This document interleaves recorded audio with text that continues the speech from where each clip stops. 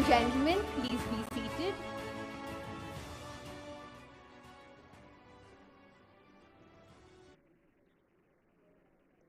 A very good evening to everyone present here. It is an immense pleasure and privilege to stand before our distinguished dignitaries, esteemed speakers, the delegates, and all our participants for what promises to be an enlightening and transformative event. IAMC Hyderabad and the Commonwealth Lawyers Association takes great pride in bringing this one-of-its-kind event together. We are honored to extend a warm welcome to all our distinguished guests, dignitaries, esteemed speakers, and valued participants who have traveled from across the country and from the countries of the Commonwealth. We are truly grateful for the effort you have made to join us, making this event not only successful, but also a memorable and joyous one. Ladies and gentlemen, I welcome you all to the Commonwealth Med-Arb Conference 2024. I now request the honorable dignitaries to kindly proceed to the dais for the lighting of the lamp and declare the inaugural ceremony open, followed by the felicitation.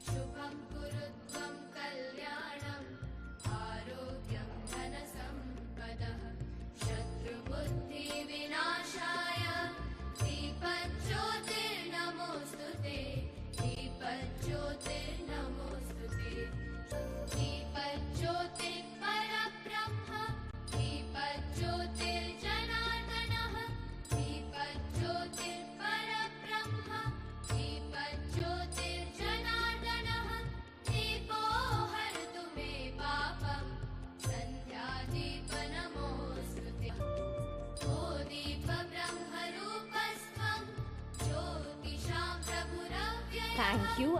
May I request a round of applause for the dignitaries?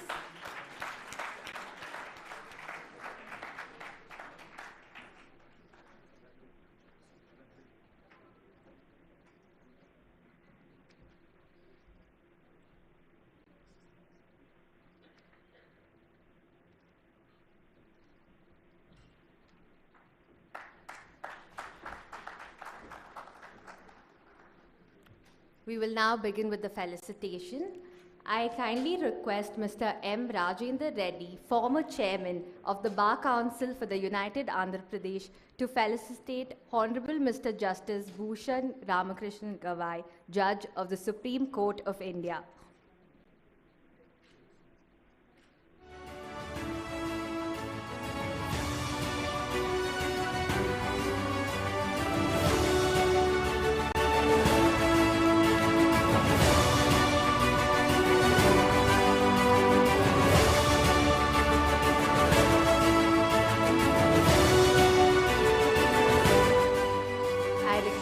Mr. Tariq Khan, Registrar of the International Arbitration and Mediation Center, Hyderabad, to felicitate the Honorable Chief Minister for the State of Telangana, Shri Hon'ble Reddy Garu.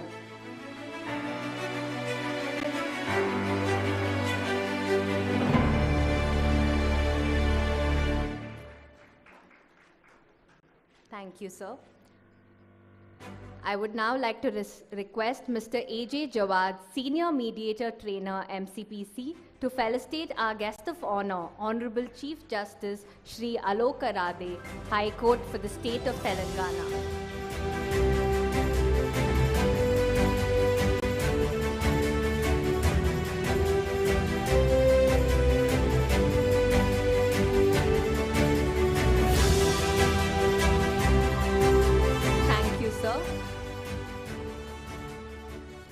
now request Mr. R. Prabhakaran, Advocate, Madras High Court, to felicitate our guest of honor, Honorable Justice A.H.M.D. Nawaz, Judge of the Supreme Court of Sri Lanka.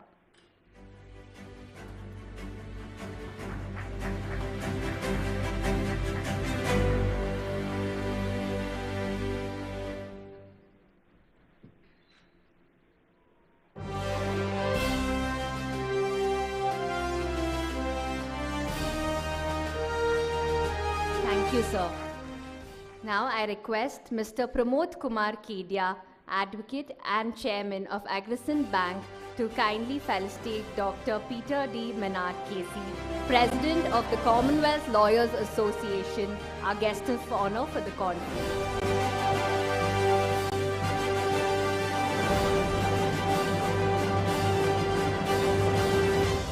Thank you, sir. I request Mr. Tariq Khan, the Registrar of the International Arbitration and Mediation Center, Hyderabad, to please deliver the welcome address for the Commonwealth Med-Arb Conference 2024.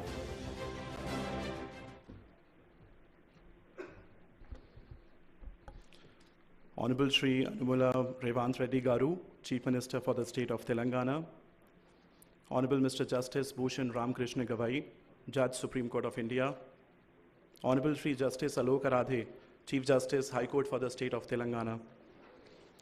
Honorable Justice A.H.M.D. Nawaz, Senior Judge, Supreme Court of Sri Lanka. Dr. Peter Menard Casey, President, Commonwealth Lawyers Association. Honorable Judges present here in the gathering today. Sri A. Sudarshan Reddy Garu, Advocate General for the State of Telangana.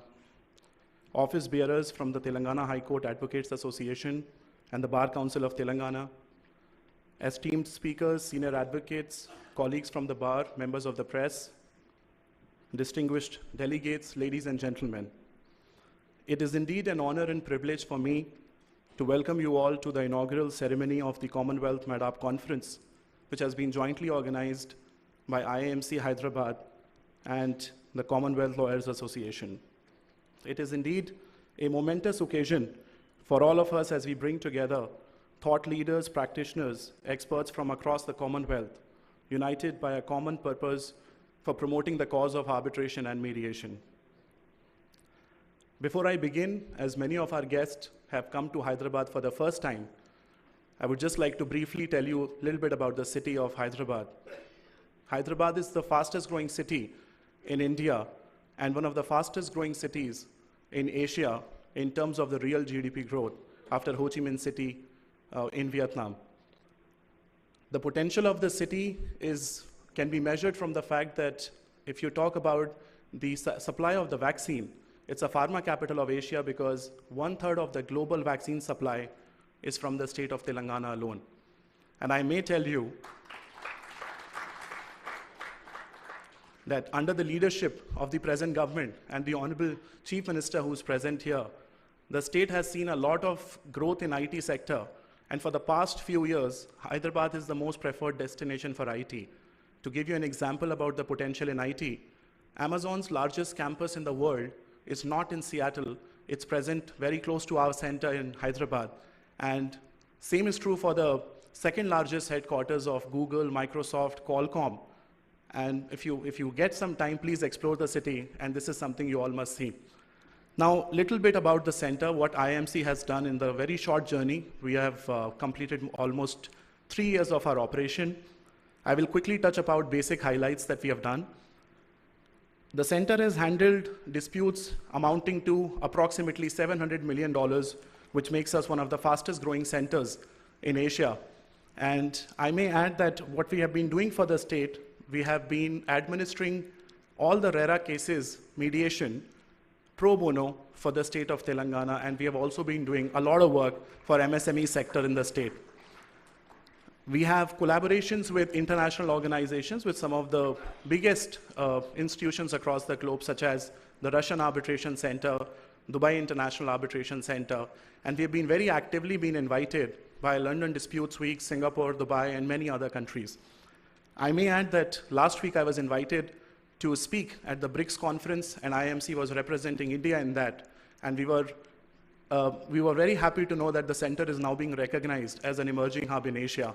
So that's something I wanted to share and tell you that credit goes to all of you, our trustees, and all the people who have supported us. So on behalf of IAMC Hyderabad and CLA, I extend my gratitude to all of you for being a part of this historic conference. I wish you all 3 next days of learning, and thank you so much, and I welcome you all. Thank you very much. Thank you, sir, for welcoming the distinguished audience for this Commonwealth Med-Arb Conference 2024. As truly said in the words of Max Lucado, conflict is inevitable, but combat is optional. And thereby, in the vein of this coveted conference, bridging divides, innovative approaches to conflict resolution, and in celebration of the countries of Commonwealth, mediation and arbitration is not only a mechanism to resolve disputes, but also eventually teaches us that true negotiation is not a matter of giving up one's principles, but finding common ground where both sides can be satisfied. In this spirit, ladies and gentlemen, we commence with the inaugural ceremony of the Commonwealth Med-Arb Conference. I am delighted to now introduce our distinguished guests whose expertise and dedication have significantly contributed to the field of dispute resolution. Their diverse backgrounds and unique perspectives will undoubtedly enrich our discussions and inspire all of us.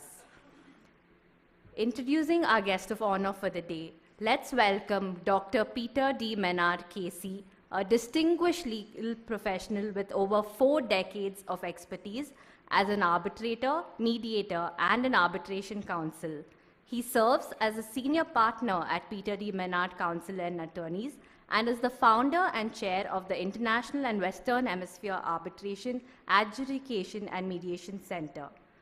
Dr. Menard has played pivotal roles globally, contributing to the arbitration frameworks, including the CARICOM Model Arbitration Bill and various international arbitration centers. A certified mediator by the Florida Supreme Court, he is also the president of the Commonwealth Lawyers Association and a member of the LCIA Latin American Caribbean Council. With extensive academic contributions, including the roles at the University of Bahamas and Cambridge University, Dr. Menard has authored over 100 publications.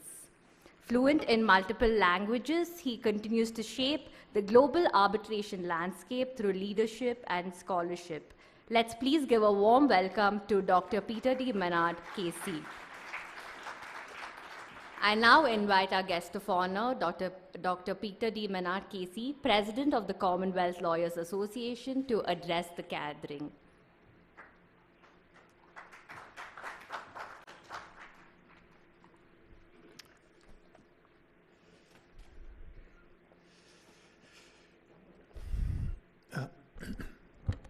May I take it that the protocol has been established? Friends, old friends, so good to see so many of you, and new friends, I hope to make new friends among the others during my time here. Namaskar. It is a great pleasure to be here. I think in Telugu, Ikaga Undalam Gauravam. It's a great pleasure to be here. I want to thank the organizers for the fine arrangements, especially my friend, colleague, the Honorary Life President of the Commonwealth Lawyers Association, Santan, and his team. Is also with me the past president, Brian Spears, and also Julian Karavanganda of the Commonwealth Lawyers Association. Together, we invite you all to the Malta conference we are having from the 6th to the 10th of April of next year in Malta, in the Mediterranean. Please do join us. It will be a spectacular conference, I think you'll find, and it'll be good to have you.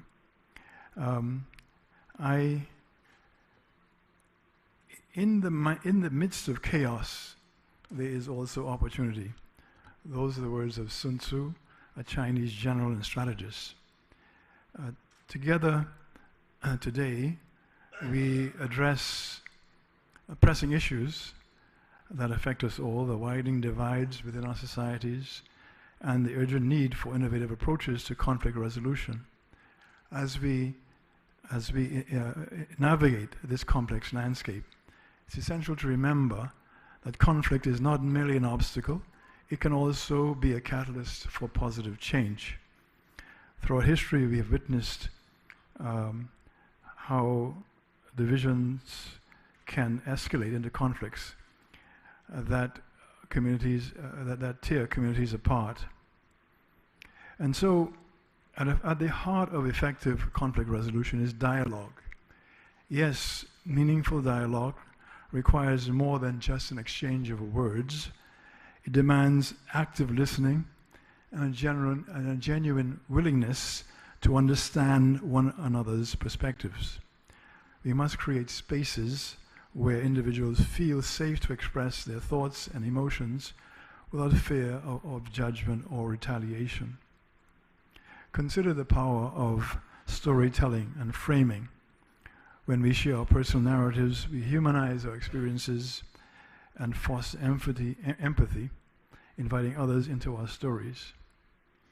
I reflected on this indeed, as I've just written a book entitled People Power, which is about a human rights activist, one particularly close to me, my late grandmother, who rose from very humble circumstances to raise 4 children.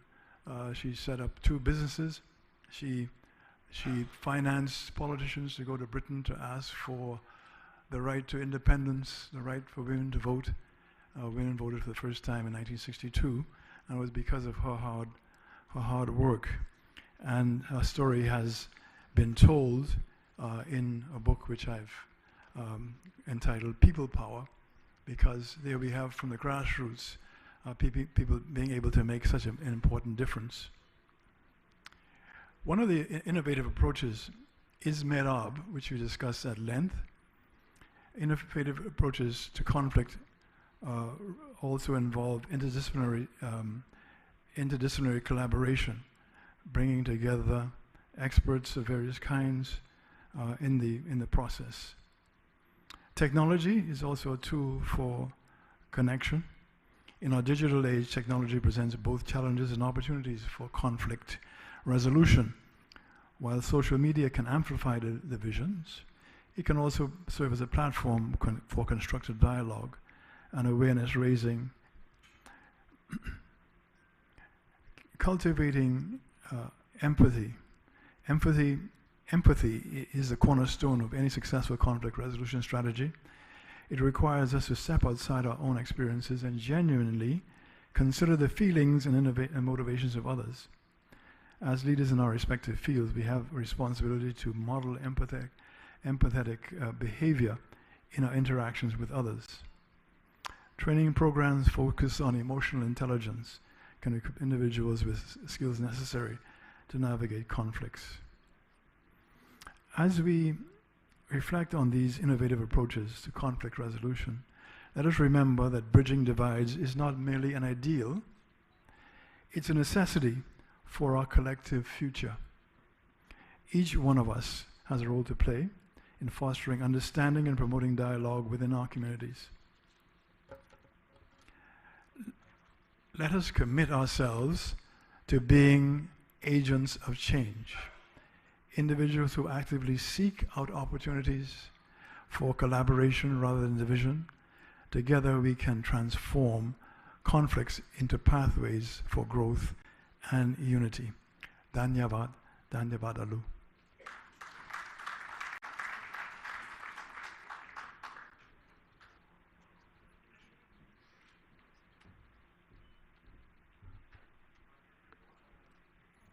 Thank you, Dr. Menard, for those inspiring words and enriching our understanding, particularly by reflecting on emotional intelligence and empathy.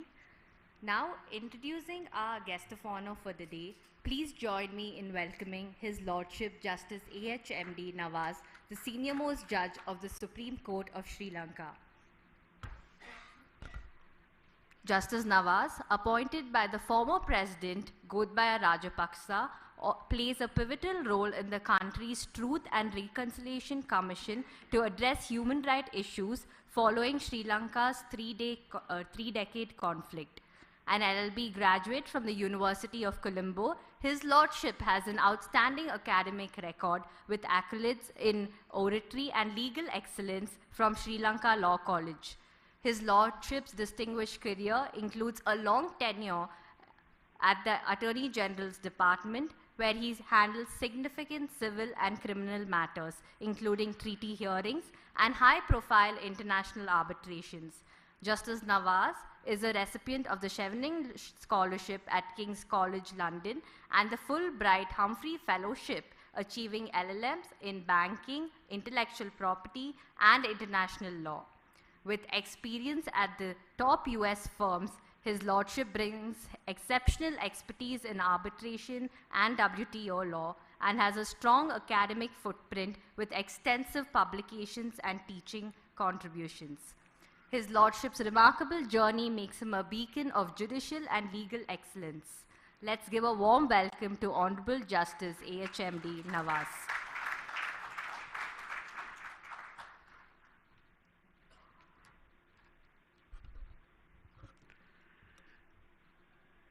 Of course, my fond brother and my honored friend,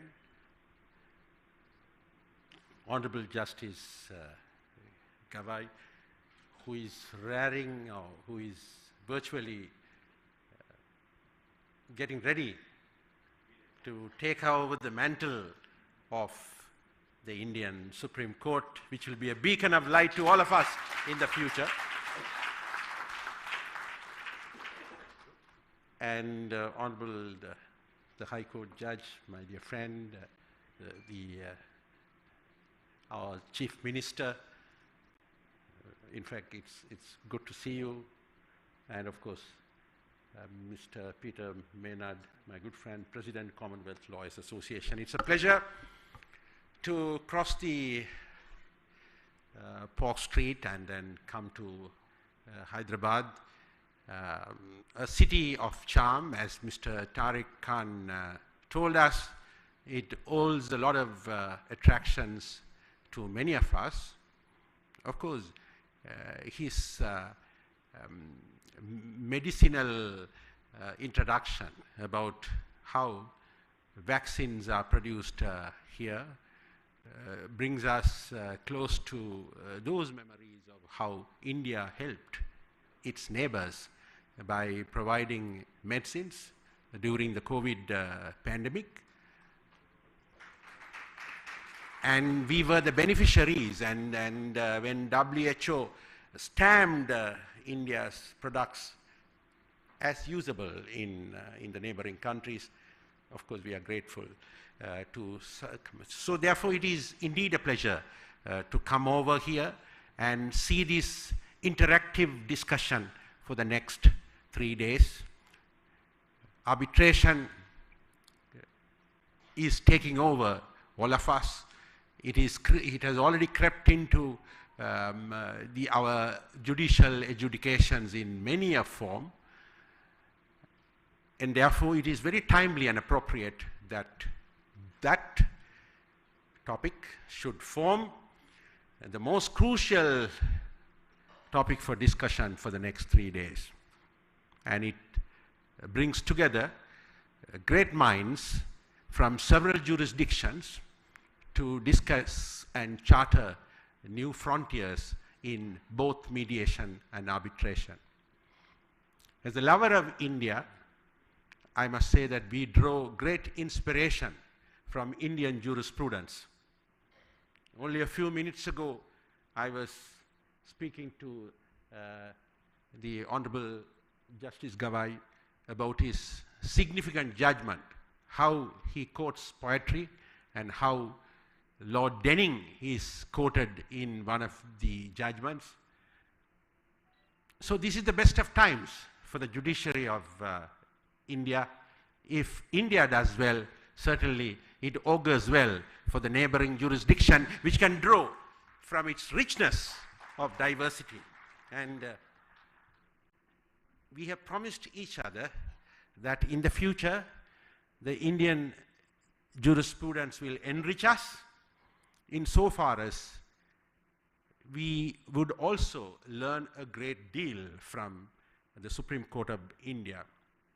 So under his captaincy, I have no doubt that we will take it to the greater heights when you take over in May, and we are certainly looking forward to that period of renaissance. While I reflect on the judiciary, it is indeed fitting that we must congratulate and compliment IAMC for organizing such a topical seminar and workshop in conjunction with the Commonwealth Association of Lawyers and Judges. It is pivotal that we have such interactions, and in fact, as Lord Bingham said long time ago, the cross-border infusion of jurisprudence and its impact beyond passport control are the healthiest that can happen to lawyers, academics, and judges. We stand to gain a great deal from that enriching experience. Only a few hours ago, I was reflecting as to how the Indian Evidence Ordinance, Evidence Act, also forms a model for the Sri Lankan Evidence Ordinance. When Sir Fitzjames Stephen introduced the Evidence Act, it was copied and pasted in many a jurisdiction across the Commonwealth. If you take Singapore, if you take Malaysia, if you take Sri Lanka, that legislation is the model for all of us. In the same way, the Indian Penal Code contains similar provisions which have been copied into many Commonwealth jurisdictions. The Civil Procedure Code of India also forms the bedrock for all of us. I'm saying all this just to show the closeness of litigation and the courts that enrich our lives day in and day out. In the same way, today, there is this body of arbitral jurisprudence that has engulfed all of us. The debates are raised as to whether the corpus of jurisprudence on arbitral awards must be followed or not, whether they would form the res judicata. All these questions have arisen because of the large corpus of arbitral awards that have today formed certain core principles.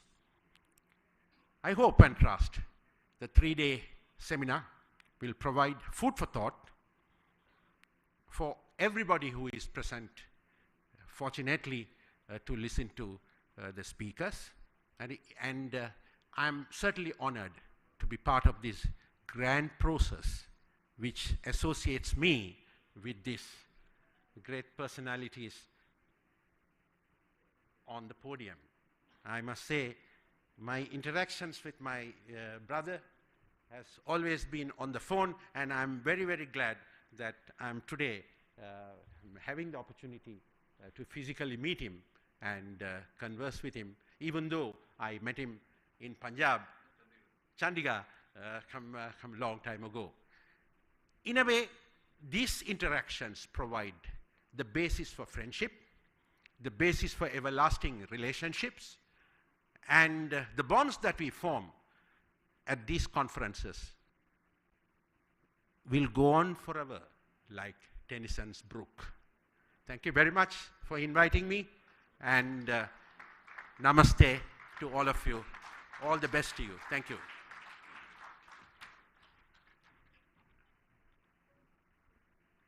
Thank you, Your Lordship, for that inspiring address, which will definitely stay with us for the next 3 days and even after of the conference. Introducing our next guest of honor for the day, it is my privilege to welcome the Honorable Chief Justice Shri Alok Arade. Born on April 13, 1964 in Raipur, Honorable Chief Justice Arade began his illustrious career in law after earning his BSc and LLB degrees. Enrolled as an advocate in 1988, his lordship practiced extensively in civil, constitution, arbitration, and corporate law in the High Court of Madhya Pradesh, and in 2007, his lordship was designated as a senior advocate. Known for his scholarly contributions, his lordship revised key editions of Principles of Administrative Law and Principles of Statutory Interpretation. His lordship's judicial career began with his appointment as an additional judge of the Madhya Pradesh High Court in 2009, later becoming a permanent judge. His lordship has served in prominent roles across several high courts, including acting Chief Justice of the High Court of Jammu and Kashmir, and has been a guiding force in the Karnataka's judicial administration as the president of the Bangalore Mediation Center and Karnataka Judicial Academy. Recently, in July 2023, his lordship was appointed as the Honorable Chief Justice of the Telangana High Court. Please join me in extending a warm welcome to the Honorable Chief Justice Shri Alok Arade. I now humbly invite Sir to please address the audience.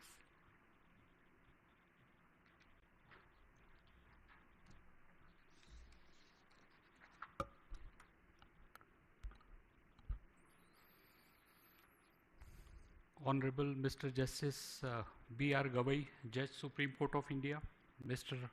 A.Revanth Reddy, Honorable Chief Minister, State of Telangana, Honorable Mr. Justice Nawaz, Senior Judge, Supreme Court of Sri Lanka, Dr. Peter D. Menard, President, Commonwealth Lawyers Association, distinguished guests, ladies and gentlemen, Namaskar.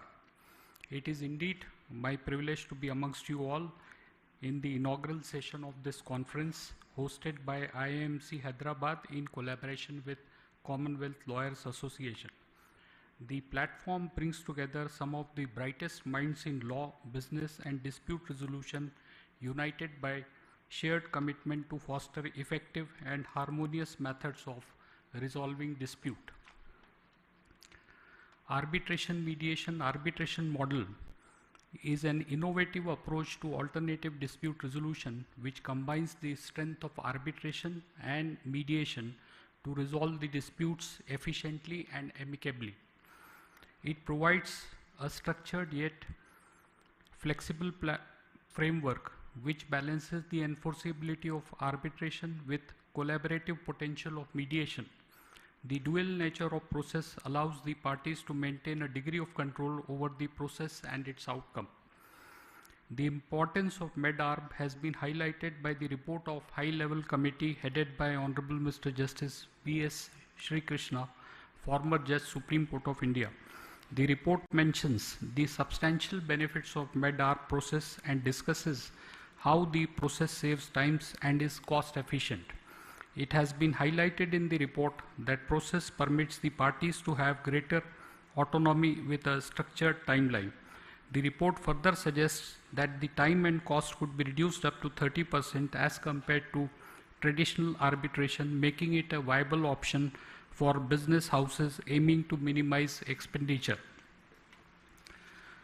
The mediation arbitration model has seen increasing acceptance globally.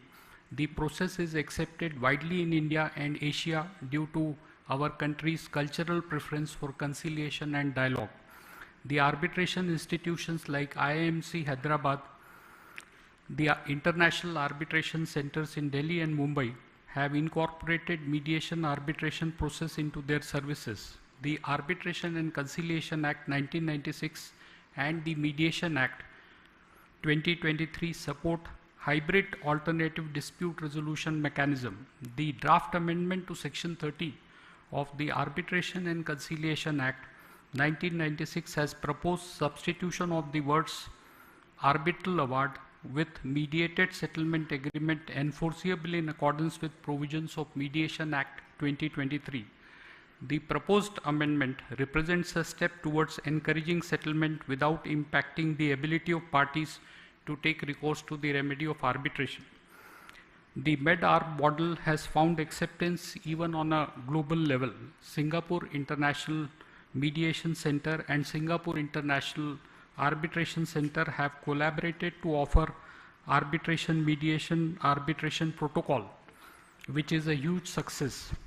The key reasons are strong legal framework, institutional support, and recognition of mediated settlement in international arbitration under the UN Convention on Mediation.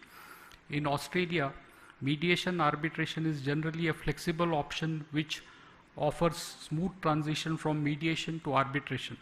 The process starts with a mediation phase, and if the parties reach a stalemate, they can transit directly to arbitration with some neutral third party or appoint a new arbitrator. In Tanzania, Med-Arb has found a unique application in labor disputes. The labor institutions mediation and arbitration guideline rules legalize Med-Arb with mediation mandatory before the arbitration can proceed. This structured process ensures that labor disputes are handled efficiently while giving parties a strong chance for resolution at each stage. The Med-Arb process promises an efficient hybrid dispute resolution mechanism. However, the success depends on addressing several cultural, procedural, and jurisdictional hurdles. These challenges arise from variation in legal tradition, institutional readiness, and perceptions of stakeholders, as well as practical implementation. The institutions therefore have to play an important role in ensuring enforceability of consent award, maximize efficiency in administering the procedures, and to provide for flexibility in scheduling mediation during ongoing arbitration. In this conference, there are several technical sessions which cover various aspects of Med-Arb process. I am sure that discussions and deliberations held in various sessions will pave the way for meaningful, progressive, innovative solutions and actionable recommendations. In closing, I wish this conference a great success. Thank you for your attention.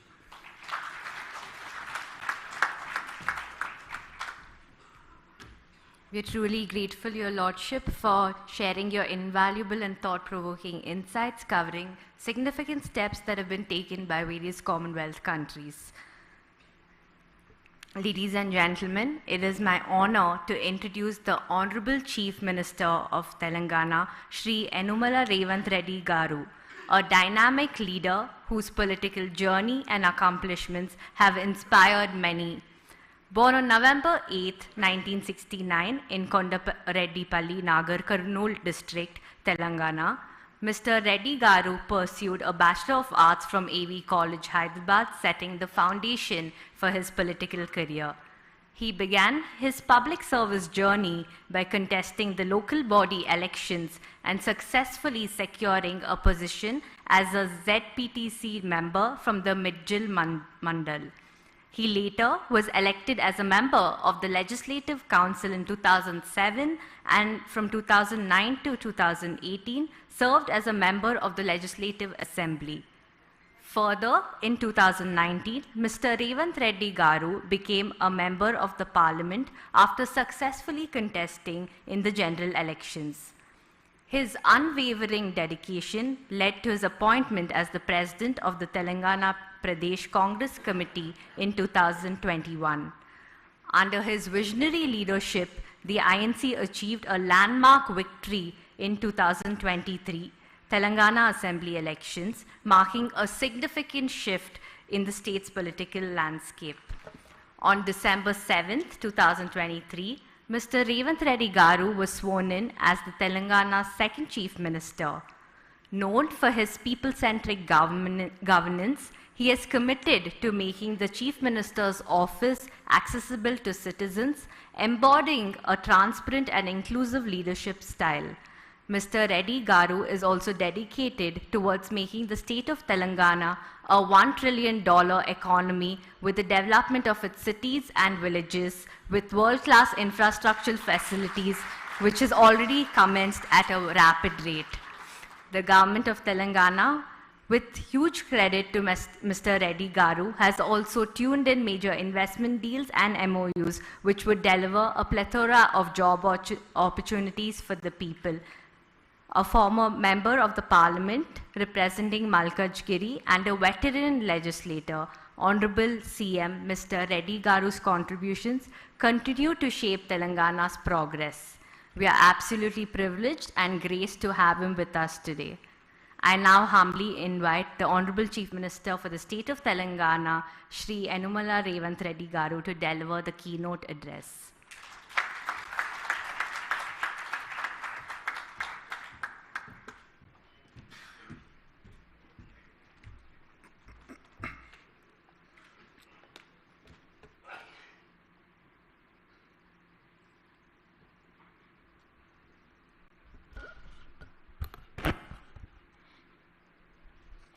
Good evening. Honorable Chief Justice Sri Bhushan Ramakrishna Gawai, Supreme Court of India, Honorable Justice Sri Alok Arade, Chief Justice of High Court of Telangana, Sri Nawaz, Supreme Court Justice of Sri Lanka, and Dr. Peter, all the guests present here. I congratulate the organizers, the International Arbitration and Mediation Center, and the Commonwealth Lawyers Association.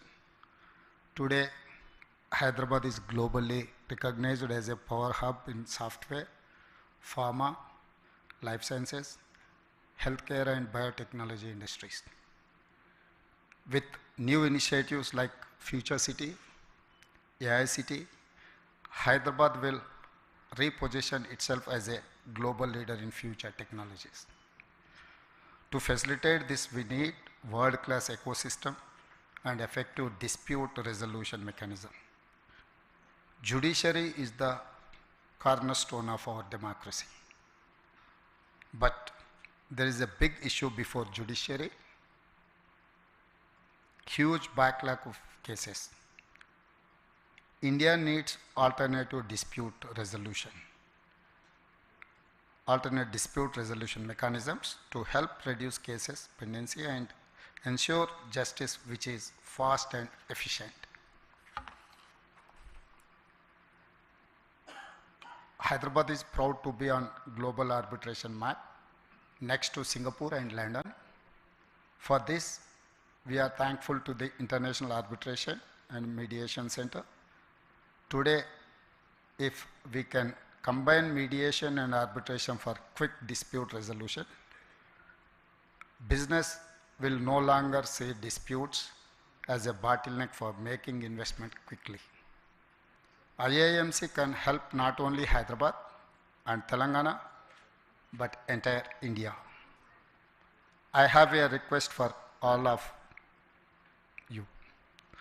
Good practices of mediation and arbitration should be not just available to global investors, big corporations and governments, but also to common man, poor people, especially the weakest sections.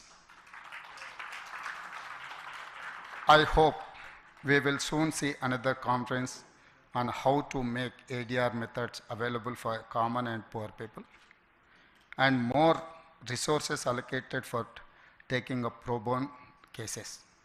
Finally, I wish this conference great success. It is in such gatherings where transformative ideas are born. My best wishes to all of you.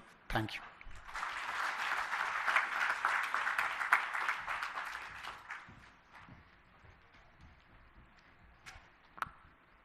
Thank you, Shri Revanth Reddy Garu, for addressing us with your profound words of wisdom. Now, it is an honor and privilege to introduce Honorable Mr. Justice Bhushan Ramakrishna Gawai, esteemed Judge of the Supreme Court of India. Born on November 24, 1960, Honorable Justice Gavai began his legal journey in 1985 and soon established a strong practice in constitutional and administrative law, initially working with renowned Advocate General Raja S. Bonsale, practicing extensively across the Bombay High Court, particularly its Nagpur bench. His lordship served as counsel for major municipal bodies and corporations in Maharashtra. Honorable Justice Gavai's dedication saw him appointed as the Assistant Government Pleader and Additional Public Prosecutor in 1992, later becoming Government Pleader in 2000. Elevated as a judge of the Bombay High Court in 2003, and confirmed as a permanent judge in 2005, his lordship presided over cases across its benches in Mumbai, Nagpur, Aurangabad and Panaji. In May 2019, his lordship was elevated to the Supreme Court of India, where he continues to serve with distinction. Please join me in extending a warm welcome to Honorable Mr. Justice Bhushan Ramakrishna Gavai.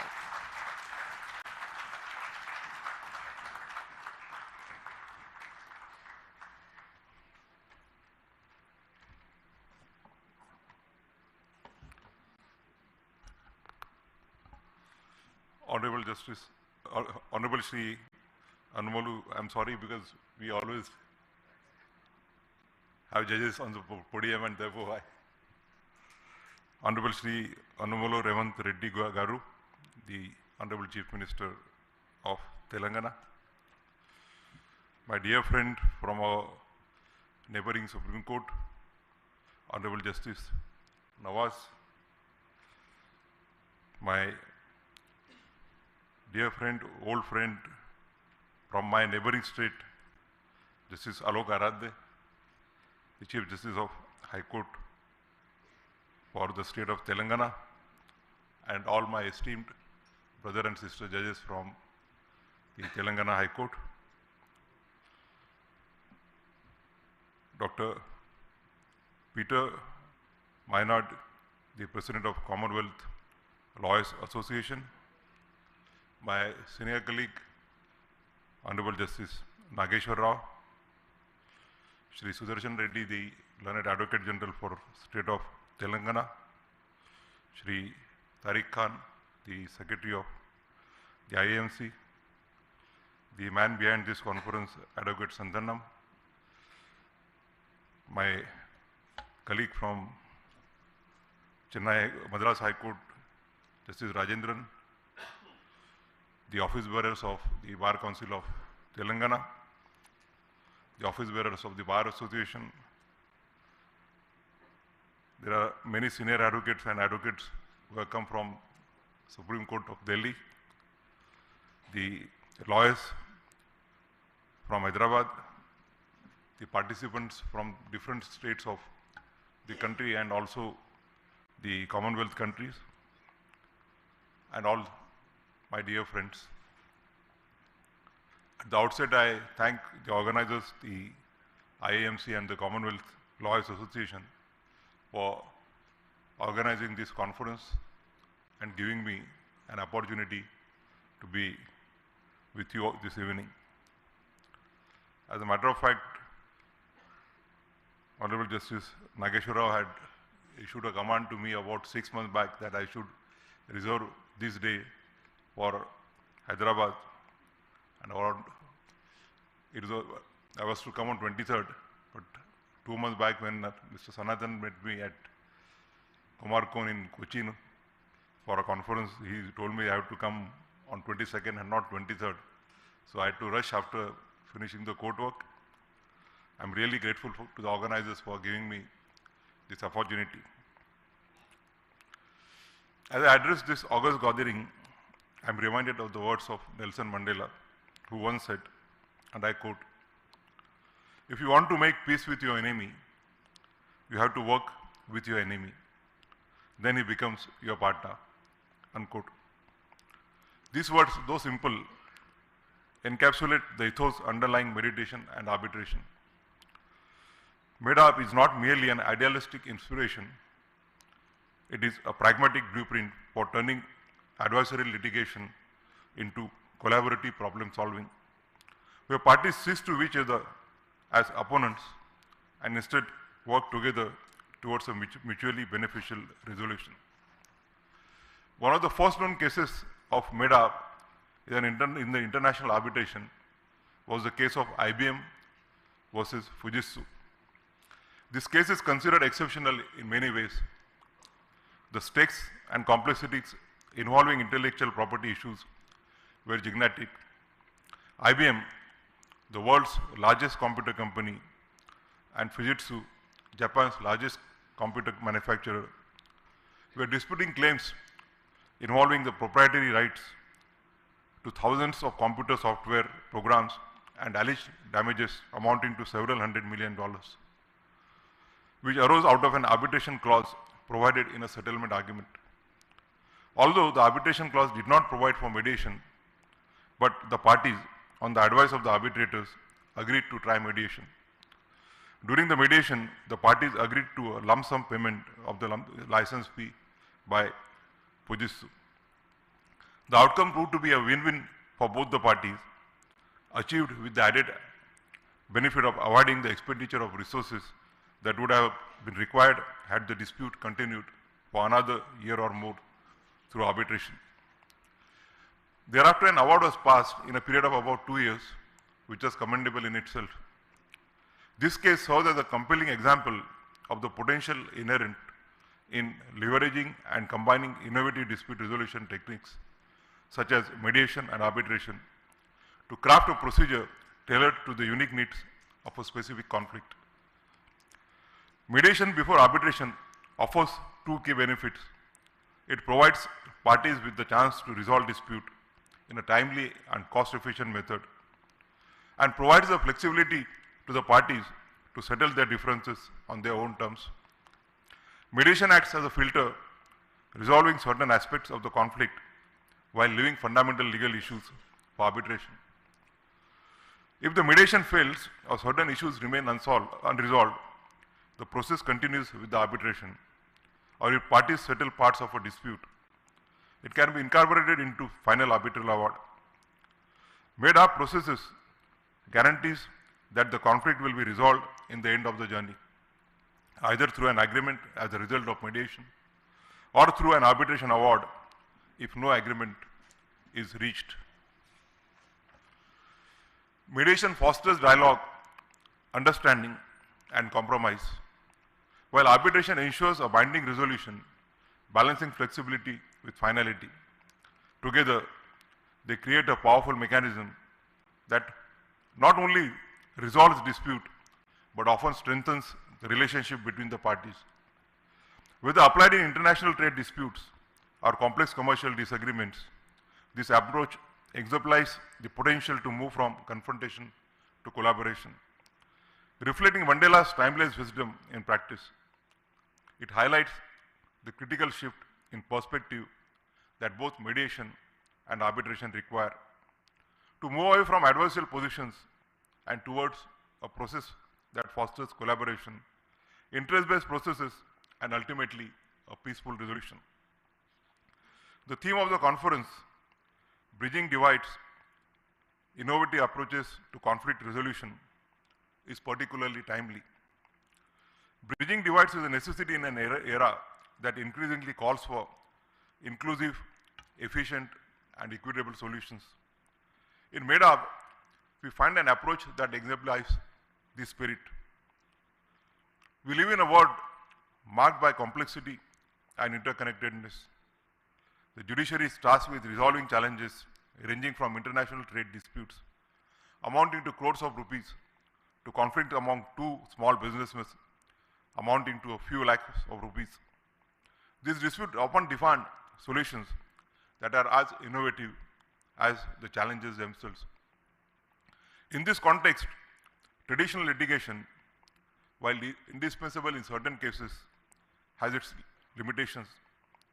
The adversarial nature of courtroom battles often exacerbates divides rather than mending them. The cost, time, and emotional toll involved can make justice feel distant. This is where the Med-Arb, an elegant blend of mediation and arbitration emerge as a powerful tool. By combining the flexibility of mediation with the finality of arbitration, it offers a dynamic framework capable of adapting to the unique needs of each dispute. Section 30 of the Arbitration and Conciliation Act 1996 states that the arbitral tribunal may, on the agreement of the parties, encourage the settlement of the dispute through mediation, conciliation, or other processes at any time during the arbitral proceedings. If the dispute is settled, the arbitral tribunal may, on the parties' request, record the settlement in the form of an arbitral award on agreed terms and terminate the arbitration proceedings. Since I have taken over as the executive chairman of NALSA, recently I have updated myself with the latest statistics on cases resolved through mediation, which reveals that mediation is already a success story, and with the huge potential that it has, it will be a matter of time that it is widely adopted. Statistics demonstrate that 1,47,513 cases were successfully resolved through mediation between April 2023 and March 2024. An increase of 2,000 cases compared to the period between April 2021 and March 2022. This steady growth underscores the growing acceptance of mediation in India. Recognizing this shift, the Government of India as well as judiciary have also taken significant steps to institutionalize and promote mediation. The Government of India passed the Mediation Bill 2021 in August 2023, marking a pivotal moment in the evolution of alternate dispute resolution in India. With the presidential assent in September 2023, the Mediation Act 2023 became the nation's first standalone legislation on mediation. More than 1,000 cases were resolved through special Lok Adalats set up by the Supreme Court. This demonstrates how ADR can provide efficient, cost-effective, and amicable solutions, reducing the burden on courts and ensuring faster access to justice for citizens. The Government of India has been actively addressing the practical challenges associated with arbitration and has undertaken significant amendments to enhance its effectiveness as a mode of dispute resolution. Key amendments were introduced to the Arbitration and Conciliation Act in 2015 and 2019, reflecting a concerted effort to refine the arbitrational framework. Government has also taken various steps, has set up experts committees, and has been promoting the cause of ADR and not just arbitration in India. A significant milestone in India's arbitration journey is setting up of a specialized arbitration bar called Arbitration Bar of India, which I have learned is taking various initiatives to inculcate best international practices in Indian practice of arbitration. The Indian judiciary has also played a pivotal role in supporting arbitration. Many of the amendments over the years have drawn inspiration from judicial pronouncements and discussions. In several landmark judgments, courts have reinforced the sanctity of arbitration agreements and reaffirmed the finality of arbitral awards. Additionally, courts have adopted a stricter approach towards injuncting arbitral proceedings, ensuring such interventions are not granted routinely. The judicial stance has provided greater certainty and stability to the arbitration process, bolstering parties' confidence in its reliability as a dispute resolution mechanism. These proactive measures by both the government and the judiciary have significantly contributed to promoting mediation and arbitration in India. And I am hopeful that with the collective efforts of legal professionals, the judiciary and the government, Med-Arb can also emerge as a preferred dispute resolution mechanism, combining the best of both mediation and arbitration to deliver efficient, fair, and amicable outcomes. Bridging divides also requires us to bridge the gap between tradition and innovation. We must embrace the transformative potential of technology, artificial intelligence, and cross-disciplinary approaches to reimagine justice delivery systems. By integrating these advancements, we can create mechanisms that are not only efficient, but also more accessible and adaptable to the diverse needs of the society. One of the significant innovations in dispute resolution is the rise of online dispute resolution. ODR extends the principles of traditional dispute resolution, such as mediation, arbitration, and negotiation, into the digital realm. Other technological advancements are the adoption of hybrid hearings and the real-time transcription services. By seamlessly blending traditional principles of mediation and arbitration with cutting-edge technology, we can create processes that are adaptive, transparent, and inclusive. This synergy ensures that Med-Arb evolves into a truly modern, contemporary dispute while addressing the complexities of contemporary disputes while upholding the values of fairness and equity. To bridge divides, it is essential to not only embrace innovative processes like Med-Arb, but also to ensure that all stakeholders, lawyers, mediators, arbitrators, and the general public are fully aware of its benefits and prepared to engage with it effectively. Lawyers must understand the strategic advantages Med-Arb offers their client, while the general public must be made aware of the accessibility and ability to provide timely resolutions. At the same time, it is imperative that mediators and arbitrators have specialized trainings to be able to handle the complexities.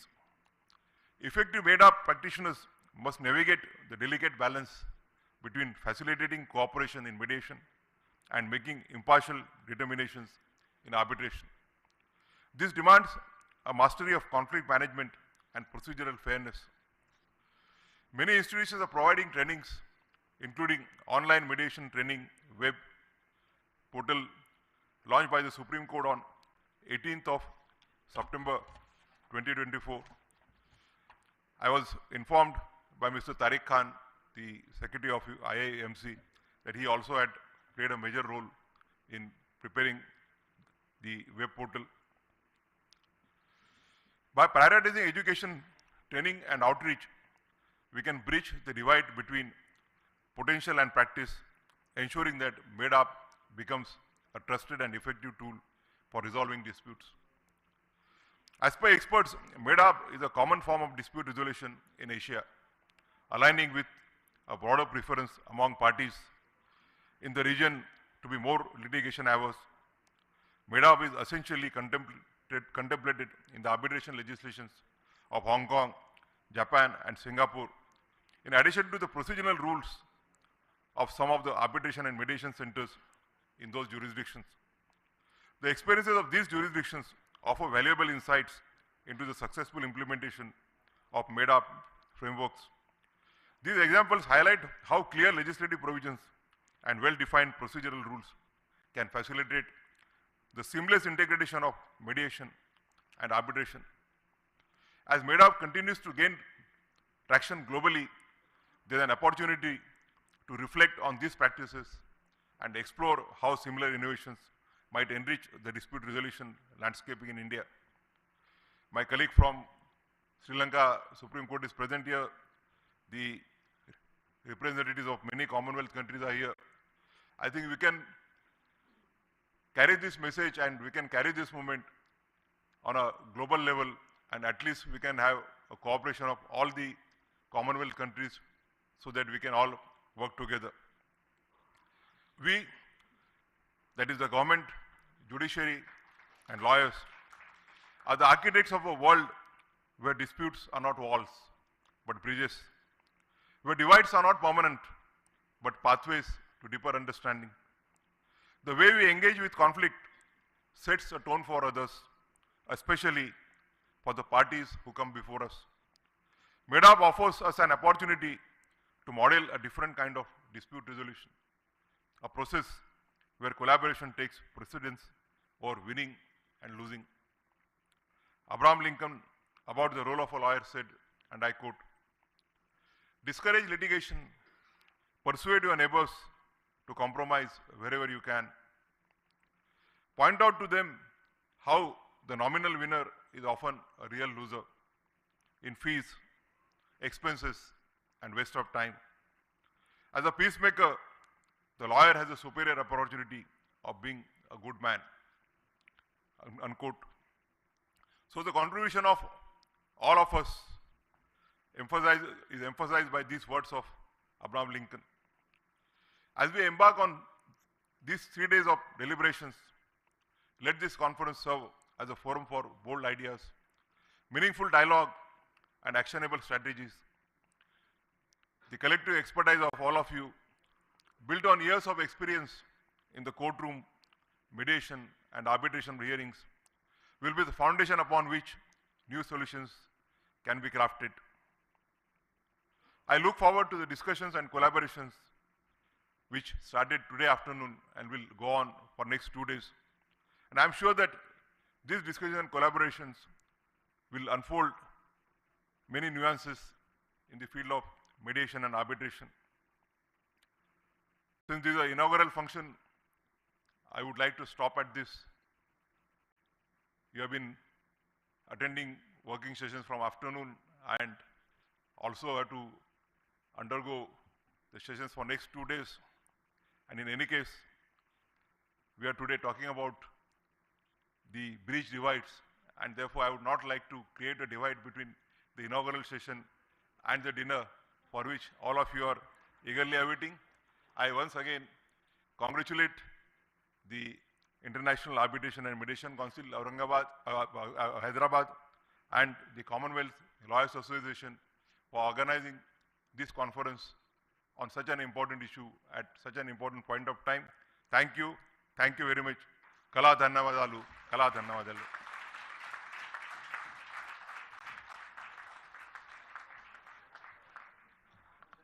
Thank you, Your Lordship, for addressing us with your profound words of wisdom and eloquently outlining the blend of mediation-arbitration model as a unique and much-needed dispute resolution mechanism. May I kindly request all the dignitaries to please step forward for a picture.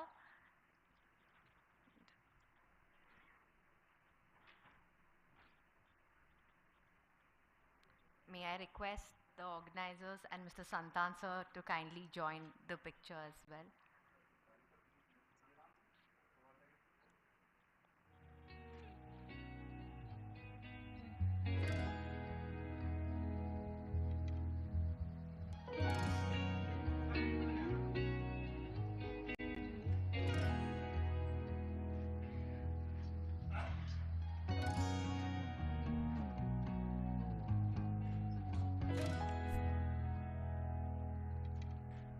So we have a request from the IAMC team as well to quickly join.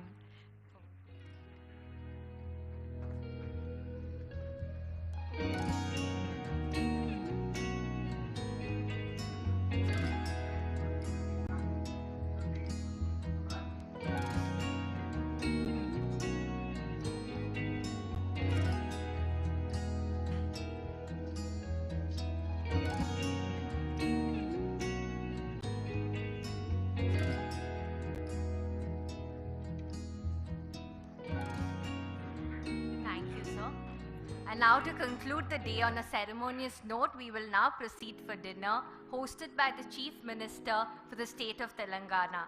I request all the participants to please proceed to the back of the hall where the dinner is being served.